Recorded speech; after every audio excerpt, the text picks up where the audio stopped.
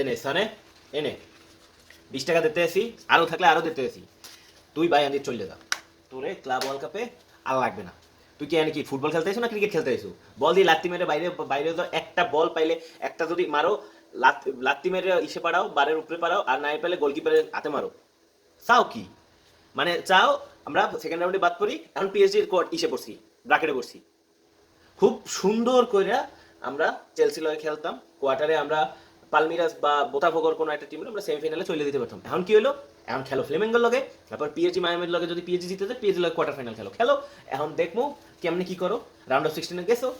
আর কি কমো আর, half time দিয়া লাস্টের 98 মিনিট পর্যন্ত সেম জিনিস রিবাইন দিয়া ঘুরাইয়া ঘুরাইয়া সেম জিনিস দেখতে বইছি, যে সামনে যাইতে আসি, এলিসে বল নিয়ে যাইতে আছে, ক্রস মারতে আছে, উপরে দিয়ে মারতে আছে, সানের বল কেমনে কেমনে সানে বল পায়, সানে উপরে দিয়ে আকাশে উড়েই মারে, নাইলে গোলকিপার হাতে দেয়, সেম জিনিস রিবাইন্ডে করে দেখতেছি। ফার্স্ট হাফের কথা তো কমই না, 7টা চেঞ্জ করছে, ভালো হয়েছে 7টা চেঞ্জ করছে, গোলটা খাইবে না, বাট গোলটা খাইয়ে সে শুরু করছে।